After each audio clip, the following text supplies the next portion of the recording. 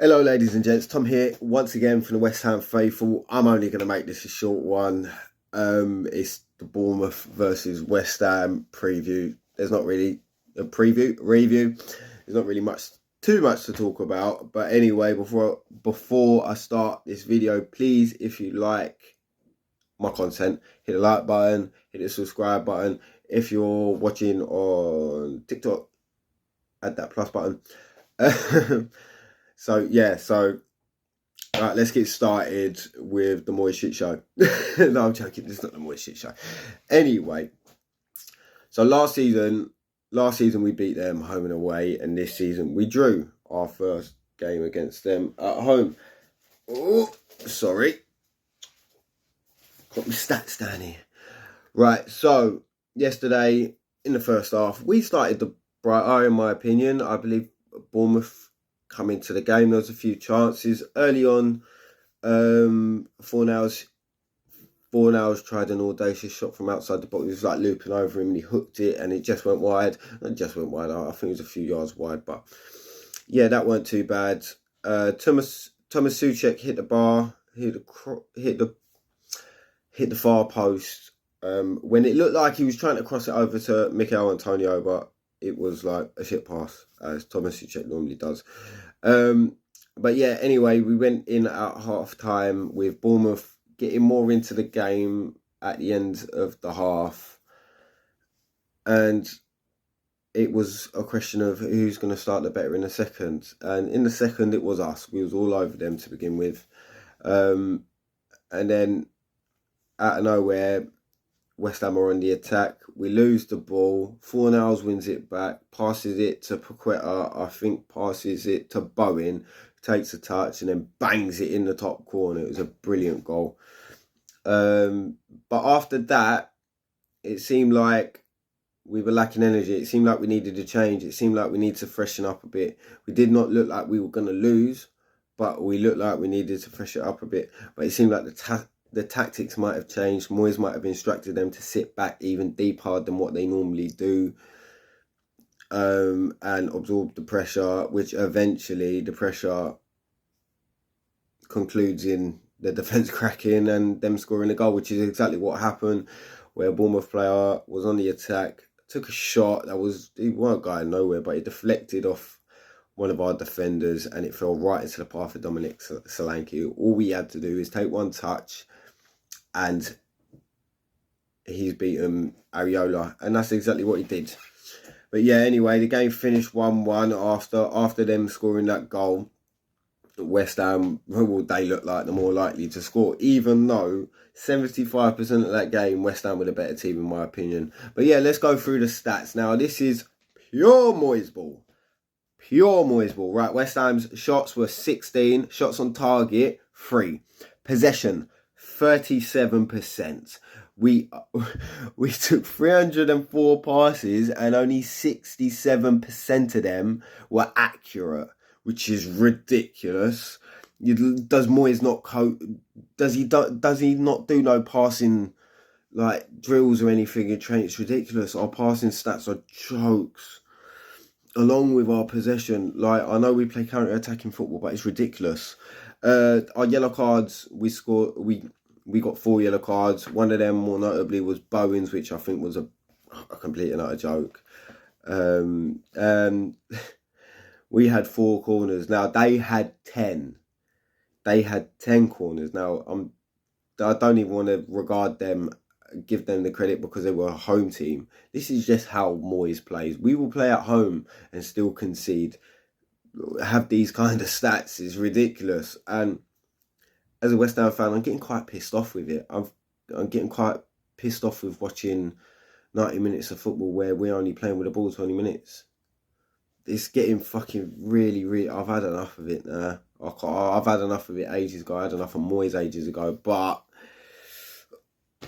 they just won't sack him, will they? Anyway, Aston Villa had 14 shots, 5 on target. They had 63% possession, 517 passes, 81% of them were accurate. Now, that is a team that has been coached to pass the ball properly. They had 1 yellow card and obviously, like I said, 10 corners.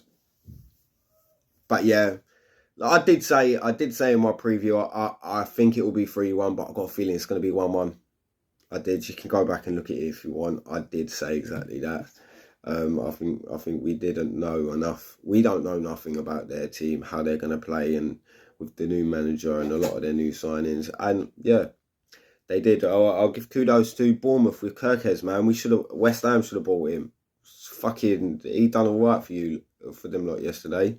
But anyway, let's go on to the player ratings. I'm going to start off with Areola. Areola gets 7. A 7 from me. He had a good game, made some important saves. What can you say? I mean, he was beaten on a couple of occasions. I know they hit the post a couple of times, but so did we. Obviously, Souček, and then I believe Paqueta hit the bar as well. But moving on to right back, Soufal was mainly anonymous to me. I didn't really notice him apart from one time when I think they broke down his wing and he bombed back and he got it. He did all right there. But I wouldn't say it was brilliant. I'd say it's about average. So I'd say about 5. Agard made some important recoveries yesterday. And on that note, he gets a 6. Zuma does what Zuma does. And that's heads the ball away. And he did exactly that yesterday. Although I'm not sure, but it might have been him that the ball deflected off of. But that's not exactly his fault for the goal going in. So I'll give Zuma 6. Zuma gets a 6 as well. Emerson had a reasonably good game. I mean, he was more effective down his wing than what Soufal was. So on that note, I'm going to give him a 6. A 6? Yeah, I'll say a 6. Yeah, I'll give him a 6. Now, moving on to the midfield area, Pablo Fornals gets a 7 from me. He seemed like the one that got given a creative role yesterday and the one that was told to try and do things. And he played well. He had a good game, him in that midfield, along with Thomas Souček. Thomas Souček, although I have a lot of fucking resentment for this geezer, he really does my nutting with the way he plays. His passing is poor. But when you're not playing a passing game and Thomas Souček plays the way he did yesterday, that's good. He played well. I give him a 7. Paqueta, along with Fornals and Souček, gets his 7 from me. Paqueta does what Paqueta does as well. He was feisty, got involved with tackles, important passes. Yeah, he's mustard, mate. He gets a 7. Moving on to left wing, I'm going to go with Benny. Benny gets a 5. He was horrendous yesterday. Absolutely terrible. Right wing is Bowen. Bowen gets a 8 from me, being the one who scored the goal with an individual moment of brilliance. You can't knock him. The goal was amazing. Oh, Bowen's on fire. Shagging Danny Dyer. What a legend. But moving on to Antonio. Antonio was wank. He did nothing. He looked a bit too heavy. He looked a bit Akinfenwa. That's what he was a bit Akinfenwa. But yeah.